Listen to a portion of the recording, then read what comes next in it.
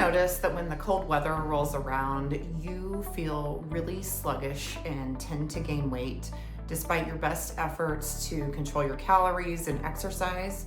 Or maybe on the flip side, you just notice that in the summer you have a ton more energy and it seems a lot easier to manage your weight and stay slimmer and not have to pay attention to your diet.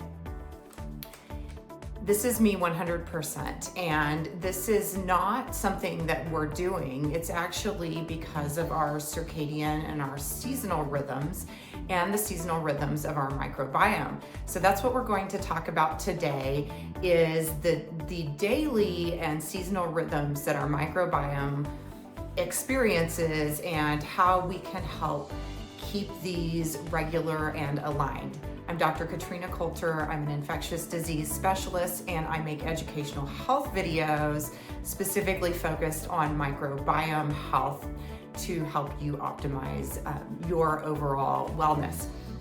So today we're going to get into circadian rhythms, and we are talking about this today because yesterday was daylight savings time, and this is one of the events that happens twice a year for some of us that will really throw off our circadian rhythm. So circadian rhythm is our daily cycle, and this is triggered by light. So we have a special receptor in our brain called the suprachiasmatic nucleus, or the SCN, that is connected to our eyeballs. And so our eyeballs perceive light and it goes into the SCN, and that tells us, hey, it's time to be awake, and lets our body know it's time to do something like release cortisol so that we're nice and alert and ready to go and firing on all cylinders. And then as the daylight wanes and it starts to get dark, this also tells our body or our brain to produce melatonin to start winding it down and get ready for sleep. So in addition to our own circadian rhythms that regulate more than just hormones, lots of different things, our microbiome has its own circadian rhythm. So it has its own rhythm. And remember, these are the trillions of bacteria and fungi and viruses that live in our intestines. And so these are not cells that we made. These are their own thing. So they have their own daily rhythm that they try to sync up with our circadian rhythm to optimize our health and our metabolic function. So the circadian rhythm, or the diurnal rhythm of the microbiome, tells our body when to produce certain metabolites. So things that would help us know that we're full, or that we should digest our food and utilize it for immediate energy versus storing it as fat because we don't need it now. Or it helps optimize our immune system and train our immune system and tone it up and help it know when to fight foreign invaders versus recognize what is self and not to fight and calm down that inflammation. So this is very important that these two rhythms match up, because that's how we function most optimally, and that's how we have the best metabolism. So if our gut bacteria know that we need a lot of energy early in the morning, it's going to harvest that energy, and then at nighttime it's going to store different types of the remaining energy that needs to be harvested as fat. So when things happen that disrupt our rhythms, things like working shift work where you might be working overnight, or when you fly across time zones and you get jet lag, or you have something happen like what we experienced yesterday with the daylight savings time, this causes a misalignment in these two rhythms. And so this can cause problems such as dysbiosis or dysregulated digestion, or it can cause increased inflammation, decreased immune function. And we actually have studies showing that there's increased incidence of stroke and automobile accidents in the first 2 days after a daylight savings time shift. So if you woke up this morning feeling kind of grouchy and off, it's not your fault. It's it's your rhythms out of alignment.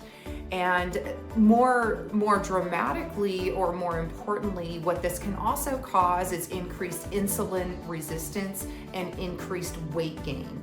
And so there are some ways to mitigate these shifts, and that's why I'm here today to talk to you about a few things that you can do to try to make this less dramatic, less disturbing and disrupting to your day-to-day, and help get your circadian rhythm and your microbial circadian rhythm back together and back aligned.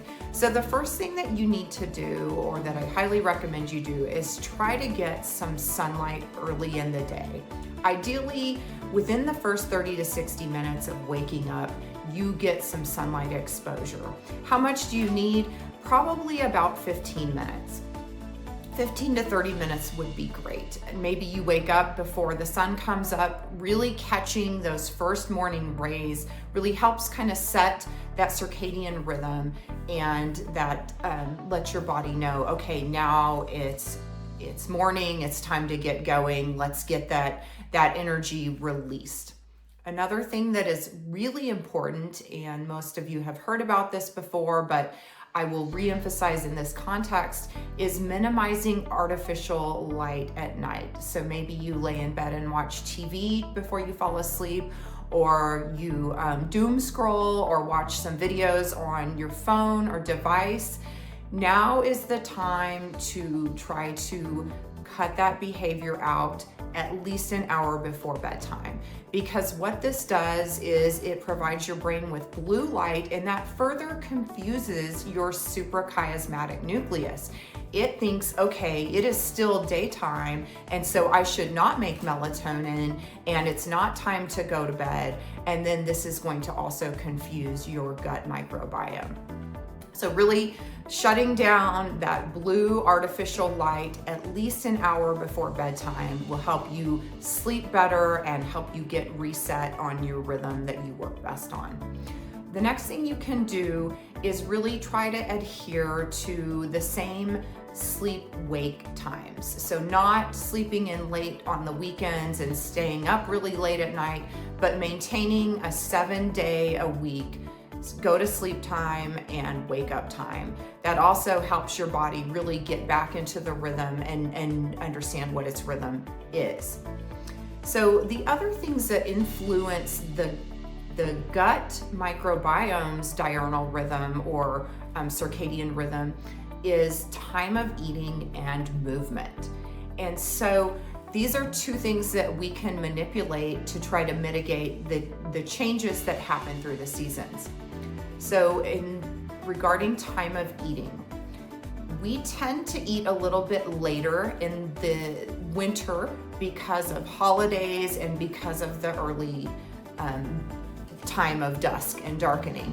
And so really restricting this so you're not having longer meals that last well into the night also helps your gut know, hey, it's time to rest and digest, and it can better determine when to release insulin, and we can tone our immune system better and have better overall metabolic health. So really limiting that last meal of the day, ideally not eating after 7 p.m. and not eating before 7 a.m.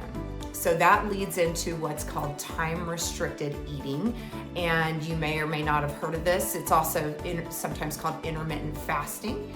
So what this looks like is you're really just limiting that window of time when you're eating and trying to keep it as short as possible and lengthening the time when you're fasting.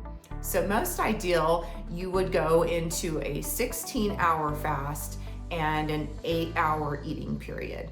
This is hard to do. I struggle with this myself. But if you can even just limit it to a 12-hour eating period and a 12-hour fasting period, that is going to convey some health benefits. And then once you get into that good rhythm, you can start working on maybe making that fasting period a little bit longer and that feeding period a little bit shorter. So going into like a 14 and a 10. The other thing that you can do is try to eat your heavier meals earlier in the day. So I find that I'm not super hungry when I wake up, and usually I like to eat light for breakfast, eat light for lunch, and then eat my heaviest meal at dinner time. But in the winter time, it's wise to shift that so that your heavier meal is the first meal that you have for the day, and then your final meal is a much lighter meal that allows you to nicely ease into sleep and rebalance your metabolism.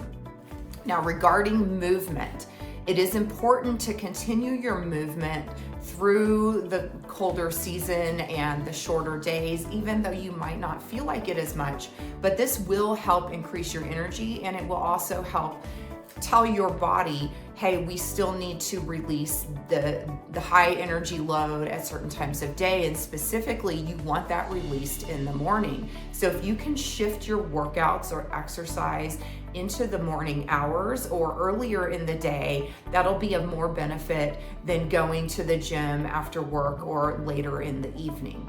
You'll also find that you're more energetic later in the evening. Now, getting outside and taking a walk really helps during this short day length period of fall and winter, because then you're getting that whole light spectrum and you're coupling it with movement, and you're really sending the strong signal to your gut microbiome of, hey, this is the daytime, this is when we're awake, this is when we're metabolizing and harvesting energy. All of these are different things that you can incorporate into your day-to-day to help mitigate some of these changes that happen with our shorter day length as we go into winter, and help optimize your metabolic health, your immune health, decrease inflammation, and just overall have more energy. If you find this helpful, stay tuned to this YouTube channel, because there'll be more tips like this coming at you every week. And if you're on your health journey and ready to really dive deep into how to nourish the microbiome, come over to my website at katrinacoultermd.com, and you'll find opportunities to sign up for my newsletter, as well as sign up for a discovery call to talk about what working one-on-one with me would look like during this holiday season, which is a perfect time to really start focusing on your microbiome. I hope you guys have a good day and you sleep well tonight, and I'll see you next time.